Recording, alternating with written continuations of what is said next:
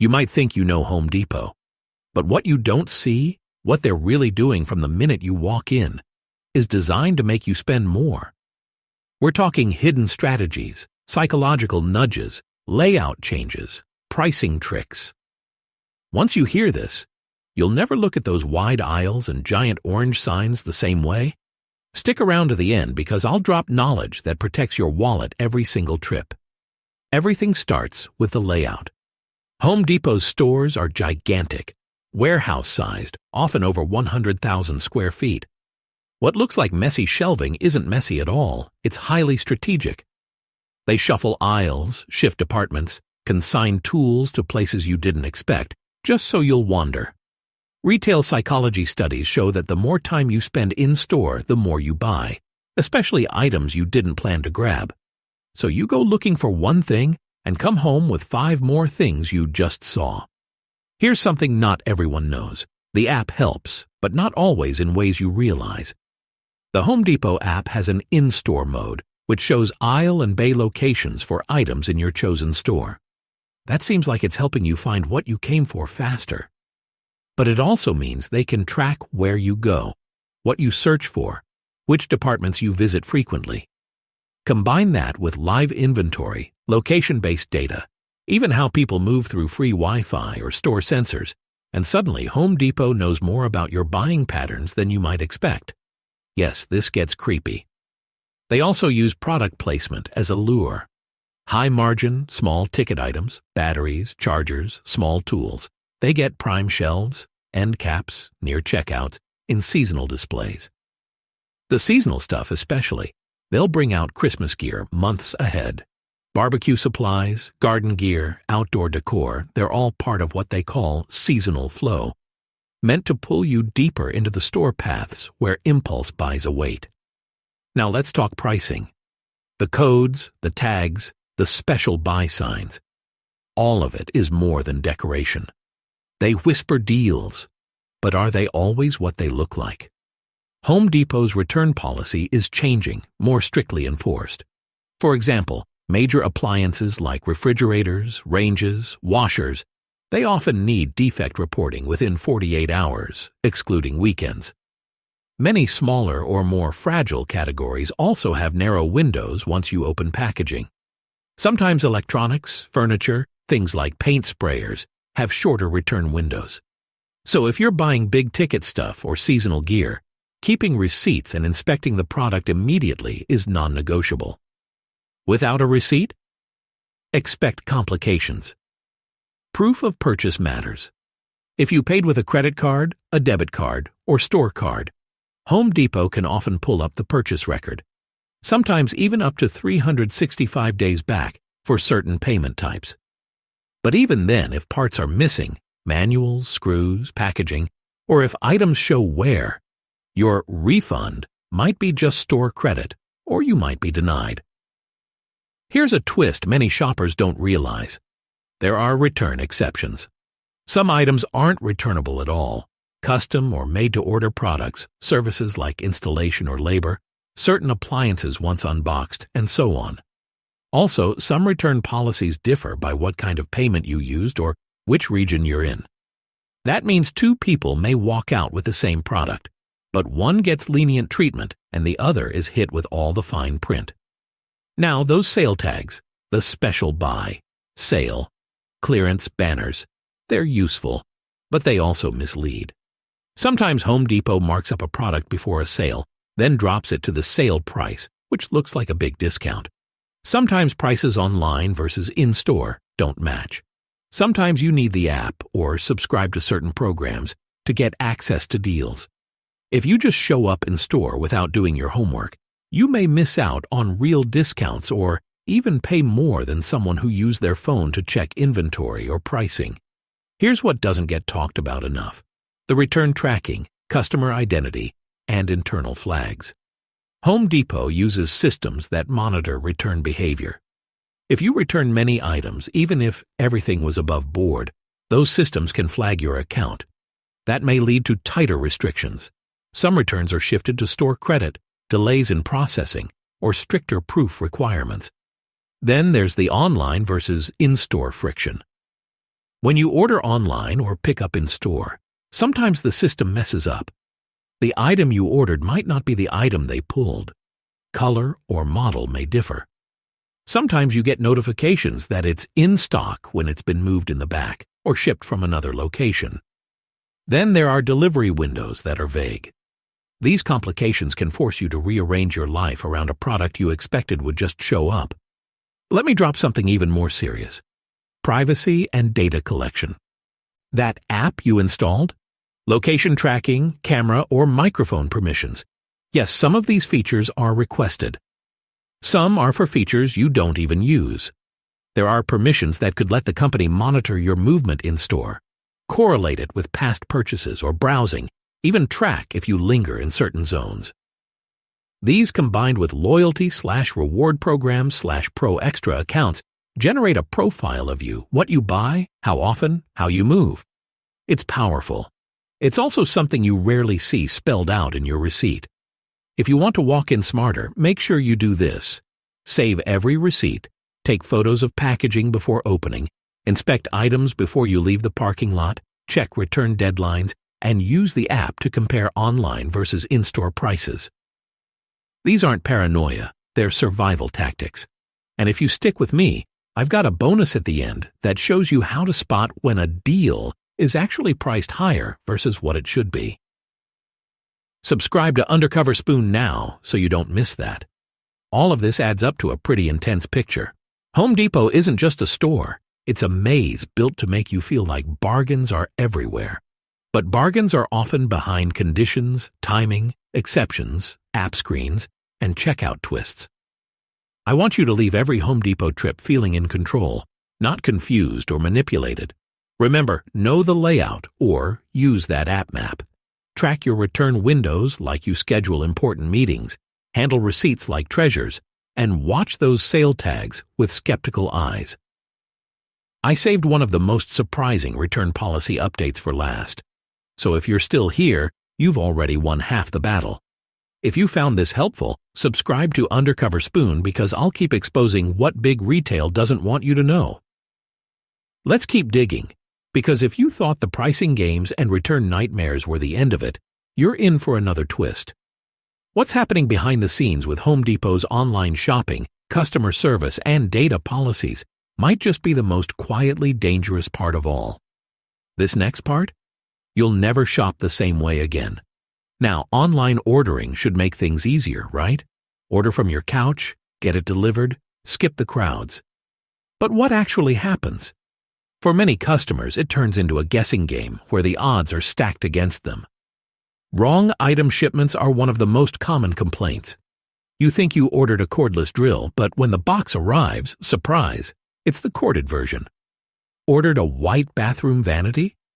Somehow it shows up in gray, or worse, damaged in transit with parts rattling around like broken bones in a box.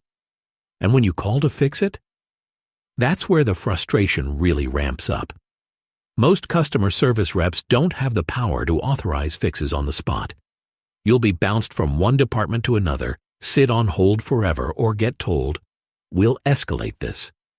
It's like trying to get a refund from a vending machine. You know you were shortchanged, but good luck proving it. Let's talk delivery windows. You're given a range, maybe between 8 a.m. and 1 p.m. So you cancel meetings, stay home, skip your errands, and then nothing. You call. They say it's still on the way. Hours pass, the window closes, still nothing. Delivery promises often feel like loose suggestions, not commitments. And when the package finally arrives, you're lucky if it's in one piece. Tracking is its own mess. Ever see a tracking status say, "delivered," when your front porch is completely empty? Or "in transit" for days with no updates? Sometimes packages are logged incorrectly or delivered to the wrong address entirely.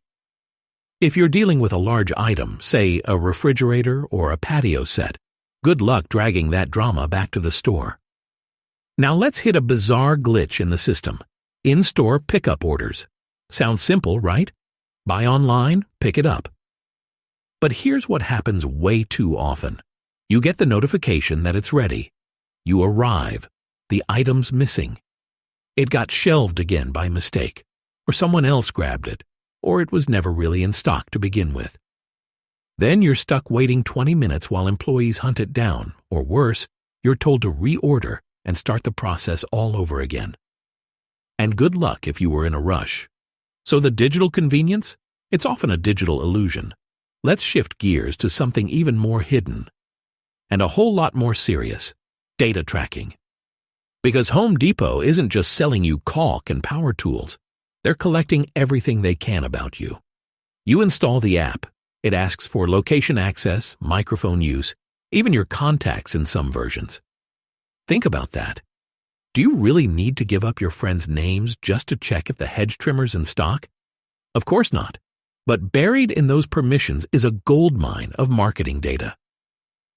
And when you connect to in-store Wi-Fi, you're handing them another layer of movement tracking. They can literally map your shopping path, which aisles you linger in, which sections you skip. This isn't just data, they're building profiles, and it gets worse. That profile includes your purchase history, demographics, in-store movements, click behavior from the app, and what products you browse but don't buy.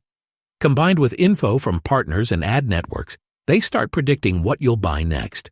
They know you're probably due for lawn fertilizer, or that you like mid-range smart home devices. You'll start seeing ads before you even realize you need something. And they don't just keep this data in-house. It's shared, quietly, with advertisers, third-party analytics firms, and cross-platform tracking partners.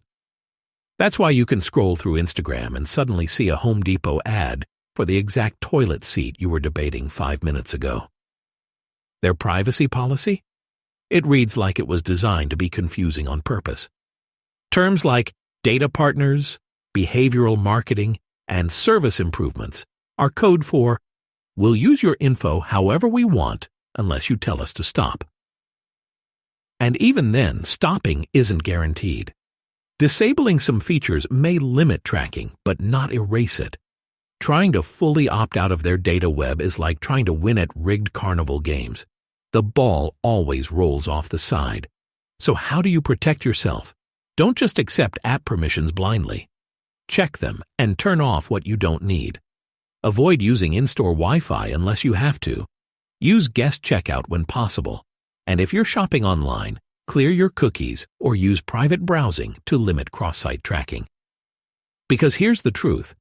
The most expensive thing at Home Depot might not be the power tool set or patio furniture. It might be your data, quietly fueling a massive advertising engine that follows you long after you've left the store. And we're still not done. There's one final thing happening at Home Depot that could affect your credit, your privacy, and even your ability to shop there again. Stick around for the last section. It's the piece that brings the whole puzzle together, and it's the part they really don't want you to ask questions about. And if you've made it this far, this is your reminder to hit that subscribe button for Undercover Spoon. Because every week we're pulling back the curtain on the stores you thought you trusted. Let's finish peeling back the curtain on Home Depot. Because what we're about to expose may be the most secretive part of all. We've covered the pricing tricks, the shifting layouts, the digital headaches, and the data mining. But there's one more layer, the invisible blacklist, and the way they monitor, restrict, and sometimes punish customers without ever telling them outright. Yes, we're talking about the return tracking system. Most people have no clue that Home Depot maintains a database that logs every return you've ever made, every location, every receipt, every reason. If your return activity starts to raise flags, even if you followed every rule, they can quietly label you as a high-risk returner. What happens next? Suddenly, your return that would have been accepted last month is now rejected.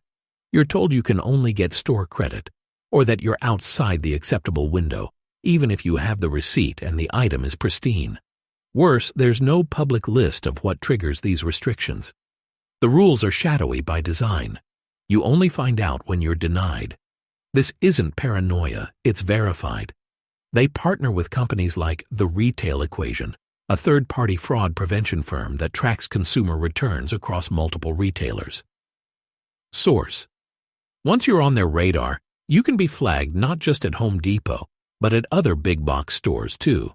That means your shopping habits in one store could quietly follow you to others. And here's the kicker. You often can't appeal it. Customer service reps may not even have access to the reason. It's all buried behind a corporate firewall.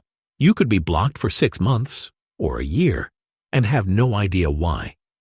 Let that sink in. So if you've ever returned a few things close together, maybe after a big renovation project or a few sizing mistakes, you could be punished for just being a normal customer. It's not about fraud.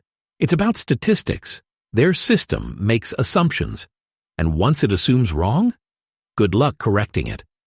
And then there's the identification required policy. Every return, even for $5 screws, may require your driver's license. That info gets scanned, not just checked. It's stored, tied to your return history, connected to that same risk profile. This isn't about convenience, it's about surveillance, about having a record of your behavior so they can decide how risky a shopper you are. Let's zoom out for a second. We're talking about a company that tracks your movement through its store, tracks your purchases, tracks your browsing, your location, your returns, your preferences, your identity, and uses that information to shape what products you see, what discounts you get, what ads follow you, and even whether you're allowed to return something. So what can you actually do? Well, awareness is your first line of defense. If you didn't know this tracking was happening, you had no way to fight it. Now you do. That's why videos like this one matter, and why Undercover Spoon exists. If you haven't subscribed yet, now's the time. We're going to keep digging, and you'll want to be in the loop. But let's be practical too. Here's how you protect yourself. Return smart.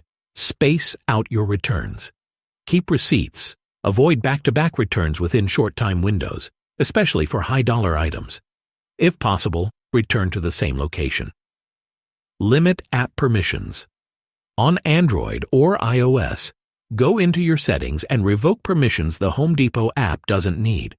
You can still use it, but it doesn't need access to your microphone or your contacts. Skip store Wi-Fi. Unless absolutely necessary, don't connect. Use your phone's data instead.